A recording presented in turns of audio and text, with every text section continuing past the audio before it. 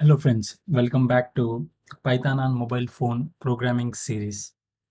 In the previous class, we have discussed about range function, and in this class, we will discuss about loops. So if you haven't watched my previous video regarding range function, I highly recommend you to check out that video because we are going to use range function in this class. Let's come back to our today's topic, that is loops. So what is loop and why do we use loops in programming? See, first of all, I have opened my decoder here. Let's say I have this print statement, okay, regular hello world. Okay, so let me run this one. So we got hello world as output on the terminal, right? So let's say I want to repeat this hello world 10 times. How can we do it? So the simplest solution is copy pasting this print statement, entire thing, and pasting it 10 times. We will get the output. That is fine. But how about, let's say something like I want to print 100 times. Okay, maybe 1,000 times or 2,000 times. So every time, we cannot copy paste these statements, right? So in those cases, we use loops in programming. That means you have a task, okay, you have a task and you want to repeat that task multiple times. So in that case, we will use loops. Okay, so here in this case, the simple task we have is printing hello world on the screen. Okay, so let me introduce you the loops in Python. In Python, there are two types of loops. One is a while loop, and the second one is for loop. Okay, so first let's discuss about the while loop. Okay, how we can use while loop for printing this hello world 10 times. Okay, so the basic syntax of while loop is something like this. You have a while, which is a keyword in Python. After that, you will have a condition here. Okay, so that we are going to define in a moment. Okay, so let me do something like this. Okay, and after that we need to close this line with colons. Okay, so after the condition we need to put this colon. After that we need to maintain the indentation. That means one tab space from the beginning. That means one level down inside here. If you see the cursor, right, it is blinking here. And from here, whatever the task, okay, whatever the code block that you want to repeat, that has to come there. That means something like this. See here, let me add one more statement here, like how are you, something like this. Okay, now if you see, we have two statements under the while loop. Okay, so whatever the condition that we're going to write here, if it is true, okay, then this block of code, okay, this body of the loop will get executed. If this is false, then this won't get executed in the case of while loop. Okay, makes sense. So now let's say we want to print hello world and how are you 5 times. Okay, 5 times. So now we need to write a condition here. Okay, so how can we do it? Let's take a simple variable called count. Okay, the initial value will be 1. Okay, so now let's say something like this. Okay, so every time we execute this body of the loop, okay, we will count the value like 1, 2, 3, 4, 5. Okay, so finally what we have here is the condition is, our condition will be the count has to be less than or equal to 5. Okay, so till that point, okay, till that point I want to execute these two lines. Okay, so now let's run this program and see what is the output that we're going to get here. See here, we are getting this hello world multiple times. We expected that it will only come 5 times, but it is keep on printing. What is the reason? That's because the condition that we wrote here, right, it is always true. Because you see here, right, so the count value is 0 and the condition will be validated here. which is true. 0 is less than or equal to 5, right? That's true. So it will get executed. And again, it will go back here. And again, it will check the condition. So it will be always be true. But what we have decided, after executing these two lines, right, we will have to increment the count. Okay, so something like this.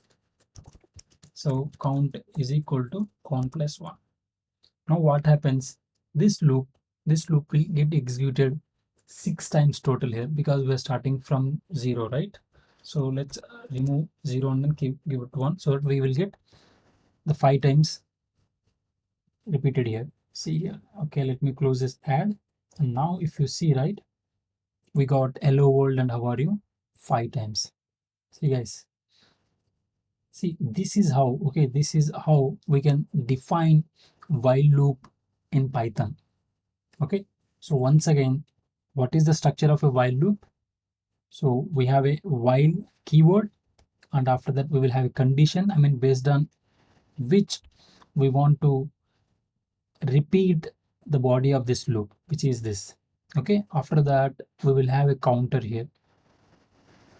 This is very, very important. If you don't have this counter, this condition will always be true, and this will be running infinite number of times. Okay, makes sense. So that's about the while loop. Now move on to the for loop. Okay, for loop, I mean functionality wise, both are same basically. That means we use while loop or for loop for repeating a particular block of code. Okay, excuse me. Now let's define a for loop. So for loop is little different from while loop. I mean in terms of structure I'm talking about. Okay, so if you look at the while loop here, we have a condition. If it is true, then it will get executed. But whereas the for loop, okay, for running the for loop, we need a iterable object. Okay, so let's say something like you want to run this loop 5 times, then we have to give a iterable object which has 5 elements in it. So what is iterable object? A list is a iterable object. String is a iterable object. Okay, and even yesterday, I mean we in the previous class we discussed about range, right? Range is also a iterable object, the output of range function. So that means, let's say something like you have a word like this one, hello. Okay, if you give this hello string to a for loop, what it will do is it has how many characters? 5 characters, right? So since there are 5 characters in this string, the for loop will get executed 5 times.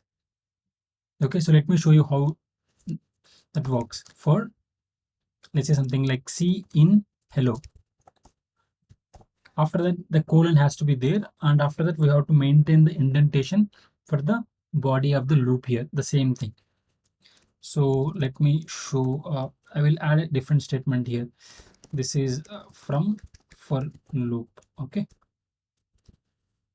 cool. So for the time being, I will just comment out, I mean I will just remove this code. I will paste it again. Okay, for the simplicity I'm just removing it. Okay, now let's run this program. See here, we got this is from for loop 5 times. So how it is working? So because you gave it like for C in something like this here, the number of characters. Okay, if you don't want to use a string, and if you want to repeat, I mean if you want to repeat this particular print statement 10 times, then what we can do is we can simply make use of range function. Okay, you can make use of range function. Now if you run, right, we will get the output 10 times here.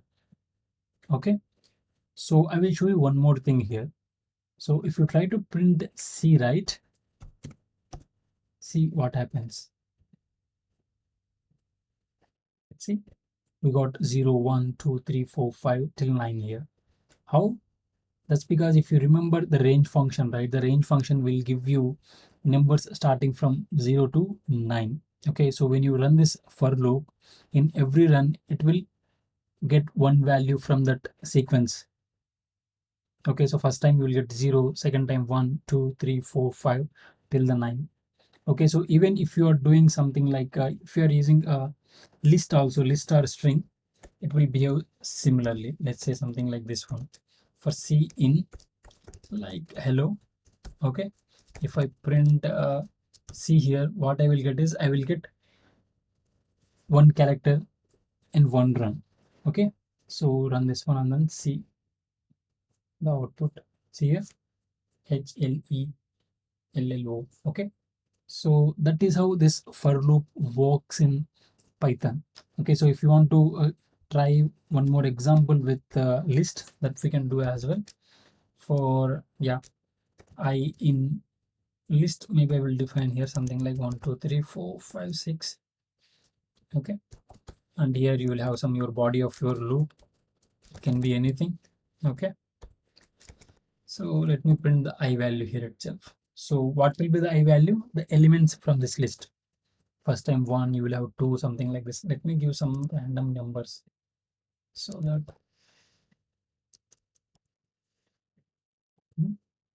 now run this one. See, we got 122 32 32 something like this. So that's about for loop, guys. So I hope you understand it. So for loop works with the help of iterable objects. So which means with the help of list, string, even you can use tuple as well. Even you can use dictionary as well to run the for loop. So for example, if the list has 10 elements, the for loop will get executed 10 times. Okay.